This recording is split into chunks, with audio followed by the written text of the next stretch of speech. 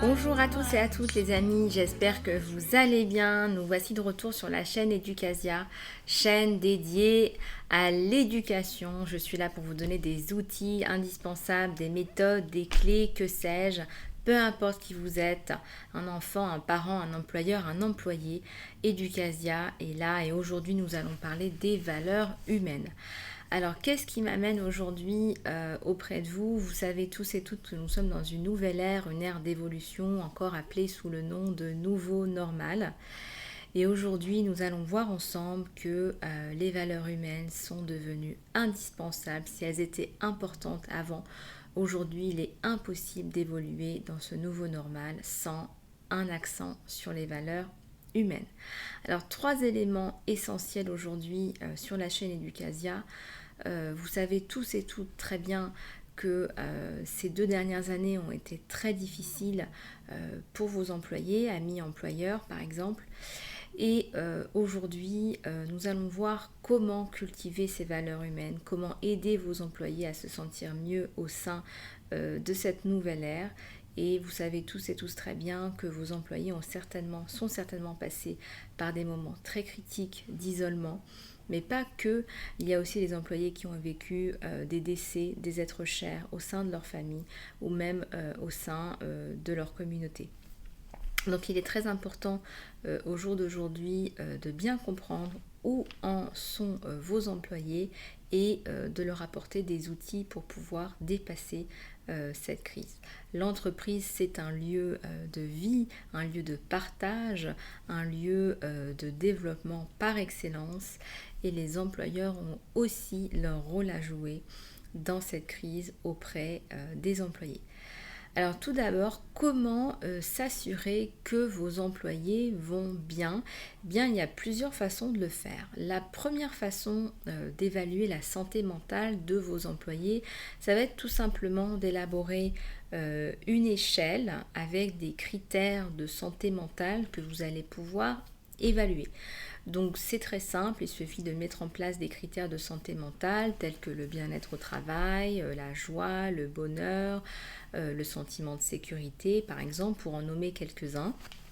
Et puis tout simplement c'est de venir chercher des indicateurs de 0 à 10 pour permettre de donner une note, de mettre une note et de s'assurer que vous avez des résultats satisfaisants et que vous allez pouvoir en fait garder ces résultats à un niveau satisfaisant et stable dans la durée.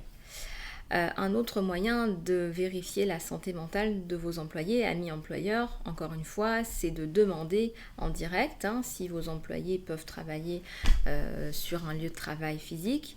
Eh bien, il faut leur demander en direct. Et il y a plein d'occasions multiples et variées au sein d'une journée, dans une entreprise, pour demander aux employés comment ils vont. Donc par exemple, à une machine à café, lors d'une réunion, pendant une pause déjeuner. Voilà, essayez d'avoir des informations, essayez de prendre la météo émotionnelle, la santé mentale de vos employés. Si vos employés ne peuvent pas travailler sur leur lieu de travail, eh bien, à ce moment-là, vous pouvez organiser des réunions en ligne avec des défis, des challenges. Ça se fait de plus en plus au sein des sociétés, des jeux, des gains, des petites choses à gagner. Cela renforce en fait le sentiment de bien-être en fait pour les employés et efface en fait la sensation d'isolement. Alors deuxième élément qui est très important justement pour insuffler les valeurs humaines au sein de l'entreprise, on va demander aux gens comment ils vont, comment vont leurs familles, leurs enfants. Il y a beaucoup de personnes qui font l'école à la maison, qui rencontrent des difficultés, qui ont un stress supplémentaire, des tensions supplémentaires. Il y a beaucoup de personnes qui ont perdu leur emploi pendant la crise, due justement à cette crise économique mondiale. Et donc, il est très important d'évaluer la santé mentale de vos employés grâce à ces outils essentiels. Troisième élément d'importance, c'est la revue de la partie contractuelle. Les conditions de travail ont changé, beaucoup d'employés sont forcés de travailler à la maison, entre guillemets forcés. On a demandé à beaucoup de personnes de rester à la maison pour des raisons de sécurité. dans le cadre des restrictions sanitaires. Et donc, c'est un cas de force majeur. Ce n'est ni la faute de l'employé, ni la faute de l'employeur. Dans ce cas très précis, les conditions de travail ont changé et donc le contrat de travail a été modifié. Donc, si les employés sont amenés à travailler tous les jours à la maison, la partie contractuelle ne s'applique plus et donc il va falloir penser, ami employeur, à apporter un addendum à votre contrat actuel en modifiant par exemple les frais de remboursement de transport maison-travail.